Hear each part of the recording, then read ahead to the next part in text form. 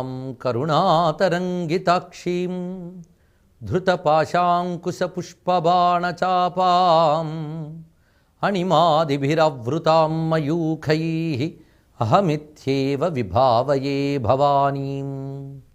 శివాయ గురవే నమః. శ్రీమాత్రే నమః. శ్రీ విష్ణురూపాయ నమః శివాయ. శ్రీ లలితామహాత్రిపురసుందర్యై నమః. శ్రోతలకు శరన్నవరాత్ర శుభాకాంక్షలు తెలియజేసుకుంటూ నవరాత్ర వ్రతం ప్రారంభం కాబోతున్నది. ఈ శరన్నవరాత్రులు మొత్తంగా భారతదేశం అంతా కూడా దేవీ ఆరాధనతో పవిత్రితమై అద్భుతమైన దివ్య శోభతో తేజరిల్లుతూ ఉంటాయి.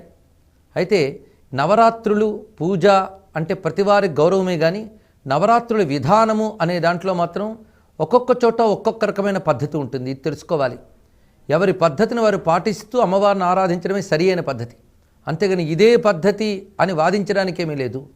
అయితే ఈ పద్ధతులు ఏవైనా శాస్త్రసమ్మతం అవునా కాదా అనేది మాత్రం పరిశీలించుకోవాలి. వారి వారి తీరులు బట్టి ఈ పద్ధతులు ఉంటాయి. మొత్తానికి 9 రాత్రులు అమ్మవారిని పూజించడం అనేది ప్రధానం. ఈ పూజా పద్ధతుల్లో భారతదేశంలో వివిధ రీతుల్లో కనబడుతూ ఉంటాయి. ముఖ్యంగా ఈ దక్షిణాది అంతా కూడా ప్రధానంగా శ్రీ విద్యారాధన వ్యాపించి ఉంది కనుక శ్రీచక్రారాధన ఇత్యాదులతో ఈ 9 రాత్రులు ఆరాధనలు జరుగుతూ ఉంటాయి. ఇక మధ్యప్రదేశ్, ఉత్తరప్రదేశ్ మొదలైనటువంటి ప్రాంతాలన్నిటి యందు కూడా అమ్మవారిని దుర్గాలక్ష్మి సరస్వతుల రూపంగా ఆరాధిస్తారు. వారు ప్రధానంగా చేసేది చండీ సప్తసతి, దుర్గా సప్తసతి అని చెప్పబడుతున్న గ్రంథాన్ని ఆధారం చేసుకుని వారి ఆరాధన క్రమం అంతా ఉంటుంది. అయితే ప్రతివారు 9 రోజులు కలశస్థాపన చేయడం, అమ్మవారి ప్రతిమల్ని పూజించడం, 9 రోజులు చండీపాఠ పారాయణలు, చిట్ట చివరికి నవమి నాడు హోమములు చేసి వారి యొక్క 9 రోజుల దీక్షని పూర్తి చేస్తారు. దక్షిణాదుల విశేషం ఏంటంటే ఇప్పుడు శ్రీ విద్యా సంప్రదాయం ఉన్నవారు కూడా ఈ చండీ పారాయణని చేస్తారు. నిజానికి చండీ, దుర్గా అని తర్వాత వ్యవహారాల్లోకి వచ్చాయి కానీ అసలు గ్రంథం పేరు దేవీ మహాత్మ్యము. అక్కడ చండీ అనబడే ఒక మూర్తో, దుర్గా అనబడే మూర్తో చెప్పబడట్లేదు. సర్వదేవతాత్మికై సర్వశక్తి స్వరూపుడైన పరాశక్తే ఆ గ్రంథము ద్వారా చెప్పబడుతున్నది. మంత్రమహితమైన ఆ గ్రంథములో చెప్పబడ్డ తల్లిని ఉపాసన చేసే పద్ధతులు కొన్ని ఉన్నాయి. 3 రూపములతో అసుర సంహారం చేసిన తల్లిని ఆ గ్రంథము ద్వారా ఆరాధన చేస్తున్నారు. ఒకటి మధుకైటవ సంహారం చేసిన జగదంబను మహాకాళిగాను, మహిషాసుర సంహారం చేసిన తల్లిని మహాలక్ష్మిగాను, శుంభ నిశుంభ చండముండ ధూమ్రాక్ష రక్తబీజాది అసురుల్ని సంహరించిన తల్లిని మహాసరస్వతిగాను ఆరాధించిన కనబడుతున్నది. అయితే ఈ మహాకాళి, మహాలక్ష్మి, మహాసరస్వతి అనేటువంటి ఆ పేర్లు తర్వాతి కాలంలో కనిపిస్తున్నాయి కానీ దేవీ మహాత్మ్యం అనే మూల గ్రంథంలో మాత్రం ఈ 3 పేర్లు చెప్పబడలేదు. కానీ ముగురమ్మల మూలపుటైన తల్లే ఆ జగదంబ అని ఆరాధిస్తున్నాం. అందుకు లక్ష్మి, సరస్వతి, దుర్గా అనే రూపములతో ఉన్న పరాశక్తే ఆ గ్రంథము ద్వారా ఆరాధింపబడుతున్నది. దాని ప్రకారంగా ఆరాధించడం మొత్తం భారతదేశంలో మనకు కనిపిస్తున్నది. వారు ప్రత్యేకమైన ఉపాసనా పద్ధతుల్లో కొందరు కాళీ ఉపాసకులు ఉంటారు, కొందరు లలితా ఉపాసకులు ఉంటారు, మరికొంతమంది సరస్వతి ఉపాసకులు. వారు 9 రోజులు ఆ ఇష్టదేవతను ఆరాధిస్తూ దుర్గలని వాళ్ళని కూడా భావించడం జరుగుతున్నది. మొత్తానికి శక్తి ఉపాసన ప్రధానంగా తెలుసుకోవాలి ఇక్కడ. అయితే నవసంఖ్యలో చెప్పడంలో ఇది ఒక పూర్ణత్వానికి సంకేతంగా చెప్తున్నారు. నవరాత్రులు గణపతికి కనబడుతున్నాయి, ఇటు అమ్మవారికి కనబడుతున్నాయి. ఉభయులకే ప్రధానంగా కనబడుతున్న అంశం. అయితే అమ్మవారి నవరాత్రులు మాత్రం 2 పర్యాయాలు వస్తాయి. ఒకటి వసంత నవరాత్రులు, ఇంకోటి శరన్నవరాత్రులు. వసంత నవరాత్రులు రామపరంగా కూడా ఆరాధన చేయడం కనబడుతున్నది. యోగపరంగాను ఉపాసనాపరంగాను గమనిస్తే రామతత్వం, లలితాతత్వం ఒకటే గనక వసంత నవరాత్రులు ఉభయులకి వర్తిస్తున్నాయి. అయితే వసంతం ఎంచుకోవడానికి, శరత్ ఎంచుకోవడానికి కారణం ఏమిటి? వేదకాలంలో వీటన్నిటినీ, అయితే వేదానికి కాలం చెప్పడం కాదు కానీ ఋషులకు కాలం ఉంటుంది కనుక మనం వేదకాలం అని వ్యవహారం అనుకున్నాం. అంతేగాని వ్యవహార రీత్యా కాలం అనొచ్చు కానీ పరమార్థరీత్యా వేదానికి కాలం లేదు. కానీ వేదములో చెప్పినటువంటి పద్ధతులే పురాణాల్లో, ఆగమాల్లో తేలికగా సర్వజనులకు అందింపబడుతున్నాయి. అందుకు మన నవరాత్రులుగా ఏదైతే పూజిస్తున్నామో అది వేదమునందు ఒక శరద్ ఉపాసనగా చెప్పబడుతున్నది. సంవత్సరాన్ని లెక్కించే పద్ధతులు 2 రకాలుగా ఉంటాయి. ఒకటి నక్షత్ర ప్రకారంగాను, ఇంకొకటి చంద్రగమనము లేదా సౌరమానం ప్రకారంగా రాశియందు ఆ సూర్యుడు కానీ చంద్రుడు కానీ ఉన్న ప్రకారంగా లెక్క వేయడం. నక్షత్రరీత్యా గణనం చేస్తే మొట్టమొదటి నక్షత్రం అశ్విని నక్షత్రం. అశ్విని నక్షత్రం యందు పూర్ణిమ కలిగినటువంటి మాసం ఆశ్వీయుజ మాసం. అందులో నక్షత్రరీత్యా ప్రథమ నక్షత్రం అశ్విని గనక ఈ నక్షత్రపు మాసము ఆశ్వయుజ మాసం కనుక ఆశ్వయుజ మాసంతో ప్రారంభిస్తూ ఒక సంవత్సర గణన చెయ్యాలి. అలా చేసినట్లయితే ఇది ఒక సంవత్సరానికి ఆది. అంతేకాదు శరత్తు అన్నప్పుడు ఆశ్వయుజ కార్తీకములు కలిసి శరదృతువు, నక్షత్రరీత్యా ఇదే ప్రథమ ఋతువు. అందుకే శరదృతువునందు ఆరాధన అనేది విశేషంగా చెప్తున్నారు ఇక్కడ. అయితే ఈ కాలంలో యమదంష్ట్రికలు అని ఇక్కడి నుంచి కొన్ని మాసముల పాటు ఉంటాయని ఒక రకమైన లెక్కతో మన శాస్త్రంలో చెప్తున్నాయి.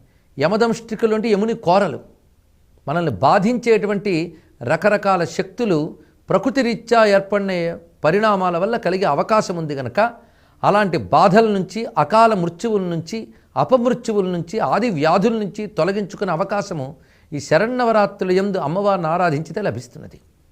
అందుకు కాలగతిలో వచ్చేటువంటి దుష్ఫలితాల నుంచి బయటపడడానికే అమ్మవారిని ఆరాధించాలి ఈ 9 రోజులు కూడా.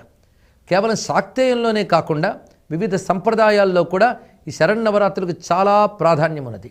అందుకు కొన్ని చోట్ల కలశాలు, పూజలు, పునస్కారాలు లేకపోయినా మరొక రకమైన ఆరాధనా పద్ధతులు ఉన్నాయి. మొత్తానికి 9 రోజుల పాటు ఒక దివ్యశక్తిని అనుసంధానం చేసుకోవడం అనేది కనబడుతున్నది. మరి వెంకటేశ్వర స్వామి బ్రహ్మోత్సవాలకు కూడా ఈ కాలమే ప్రధానంగా చెప్తున్నాం. సౌరమానం ప్రకారంగా దీనికి కన్యామాసము అని పేరు. ఆశ్వయుజ మాసానికి సూర్యుడి కన్యారాశిలో ఉన్న సమయం. కన్యా అంటేనే తెలుస్తున్నది ఆదిశక్తి యొక్క స్వరూపం. అది మొత్తం రాశిచక్రంలో కన్యా ఒక స్త్రీమూర్తిని స్ఫురింపజేసేటువంటి నామం ఇదే గనక ఈ కన్యారాశి యందు ఆది కన్యా జగజ్జనని ఆదిశక్తిని ఆరాధిస్తున్నాం. జ్యోతిష్శాస్త్రపరంగా కూడా ఇదొక అనుబంధం. అంతేకాదు సంవత్సర గణనలో శరదృతువును ప్రధానంగా తీసుకుంటారని వేద ప్రమాణంతో చెప్పవచ్చు. జీవేమ శరదశతం, నందామ శరదశతం, మోదామ శరదశతం అన్నారు ఇక్కడ. అంతేగాని చైత్రం అనలేదు, శరత్ అనే అన్నారు ఇక్కడ. మనం 100 ఏళ్ళు బాగుండాలి అన్నప్పుడు ఏళ్ళు అని చెప్పేటప్పుడు శరత్తునే చూపించారు ఇక్కడ. 100 వసంతాలు అని మన లోకంలో అంటాం. 100 శరత్తులు అంది వేదం కనుక శరదృతువుతో సంవత్సర గణనం చేయడం కనబడుతున్నది. అందుకు శరదృతువుతో అశ్విని నక్షత్రంతో ప్రారంభమయ్యేటువంటి ఈ మాసంలో మొదటి 9 రోజులు శ్రద్ధాభక్తులతో నియమబద్ధంగా అమ్మవారిని ఆరాధించినట్లయితే ఈ సంవత్సరం అంతా కూడా సత్ఫలితాల్ని ప్రసాదిస్తుంది ఉద్దేశంతోనే శరన్నవరాత్రి పూజని చెప్పారు. శాంభవి శారదారాధ్యాన అమ్మవారి నామము. శరత్కాలంలో ఆరాధింపబడుతున్న తల్లి అని అర్థం. అయితే కాలం అంటే కేవలం బయట ఉన్నది మాత్రమే కాదు, అంతర్గతమైన స్థితి కూడా. అందుకే కాలం అనగా స్థితి అని అర్థం తీసుకుంటే మన మనస్సు శరత్ స్థితిని పొందినట్లయితే, ఆ స్థితిలో ఆరాధన చేసినట్లయితే అది అమ్మవారికి అందుతుంది. అందుకు మన మనస్సును శరత్కాలంగా మార్చుకోగలగాలి. దీన్ని భావనాపరంగా మనం దర్శించినట్లయితే శరదృతువు నాడు అంతవరకు వర్షములు పడి భూమి బురద అయి ఉంటుంది, ఆకాశం కూడా మబ్బులతో ఆక్రమించుకుని ఉంటుంది. శరత్తు ప్రవేశించగానే బురద కిందికి దిగి నీరు తేటబడుతుంది, నింగి తేటబడుతుంది. అలా ఒక తేటదనము వ్యాపించి ఉంటుంది. వసంతములో వలె శరత్తు ఋతువులో కూడా కొత్త కొత్త కుసుమాలు, ఒక చక్కని ఆహ్లాదకర వాతావరణం ఏర్పడుతుంది. తీవ్రమైన చలి కానీ తీవ్రమైన వేడిమి కానీ ఉండదు, వర్ష తీవ్రత కూడా ఉండదు ఈ ఋతువునందు. అందుకే ఈ ఋతువు కూడా ఒక శోభాయమానమైన ఋతువుగా వర్ణించారు ఇక్కడ. శారద రాత్రులు ఉజ్వలల సత్తర తారక హార పంక్తులయ్యి చారు తరంబులయ్యి అంటారు ఎర్రనగా నన్నయ్య కవి ఆ విధంగా వర్ణించి చూపించారు మనకి.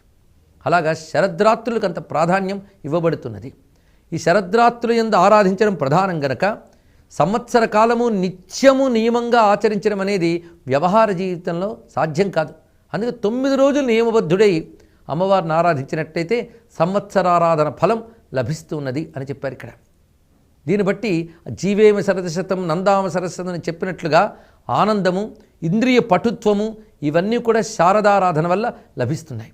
ఇక శరస్థితి అన్నప్పుడు బురద లేని స్థితి అని చెప్పుకున్నాం. అలాగే మనస్సు రజోగుణ తమోగుణ వికారాలు లేకుండా శుద్ధ సత్వగుణంతో తేటగా ప్రసన్నంగా ఉంటే అది శరత్కాలం. అలాంటి మనస్సు మాత్రమే అమ్మవారిని సంపూర్ణంగా భావించగలదు, తాదాత్మ్యంగా ఆరాధన చేయగలదు. అలా చేసిన ఆరాధనే శారదారాధ్య. అలాంటి స్థితి ద్వారా ఆరాధింపబడుతూ ఉన్నది. అసలు అమ్మ పేరే శారద. శరదృతువునందు ఆరాధింపబడే తేట తెల్లని తల్లి అని దీని యొక్క భావం. అసలు శారదా శబ్దంలో తేట తెల్లని ప్రసన్న స్వరూపని చెప్తూనే శత్రు సంహారమూర్తి అనే అర్థం కూడా చెప్తారు ఇక్కడ. అజ్ఞానాది అసురత్వాల్ని నశింపజేసే శక్తి. అదే శరత్కాలం విజయానికి ప్రధానంగా చెప్తారు. రామచంద్రమూర్తి కూడా సుగ్రీవుని ద్వారా సీతాన్వేషణకి ప్రారంభింపజేసింది ఈ మాసం నుంచే మనకు కనిపిస్తున్నది. అది శరదృతు విజయమాసం. అందుకే విజయదశమితో అటు రామాయణ వృత్తాంతము, ఇటు పాండవుల వృత్తాంతాన్ని కూడా ముడిపెట్టారు మనకి. భారతీయులకు ప్రధానమైన రామాయణ మహాభారతాలు ఈ శరత్కాలంతో ముడిపడి ఉన్నాయి. అంతేకాకుండా యుద్ధ పూర్వం అటు యుధిష్ఠిరుని చేత ఇటు అర్జునుని చేత కూడా దుర్గారాధన చేయిస్తాడు శ్రీకృష్ణ పరమాత్మ. కృష్ణ జనన సమయంలోనే యశోదానందులకు దుర్గాదేవి అవతరిస్తుంది. ఆ దుర్గాదేవిని ఆరాధించిన వారు అన్ని అరిష్టాల నుంచి బయటపడతారని విష్ణువే చెప్తాడు. భాగవతంలో అంశం ఇది. ఇలాగా అటు కృష్ణ కథతో రామకథతో కూడా దేవీతత్వం ముడిపడి ఉన్నది.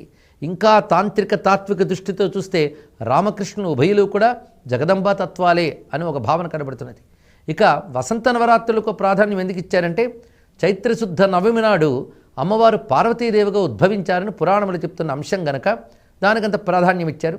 అదేవిధంగా వసంతం ఋతువుల్లో ప్రథమం గనక అది కూడా సంవత్సర గణనకు ఒకానొక లెక్కగా చెప్తూ ఉన్నారు. అలా ఈ 2 నవరాత్రులు మాత్రం విడువకుండా నన్ను ఆరాధించినట్లయితే ముక్తినిస్తానని దేవీ భాగవతాలు అమ్మ స్వయంగా చెప్పినది. అందుకే శరన్నవరాత్రి ఆరాధన కనబడుతున్నది.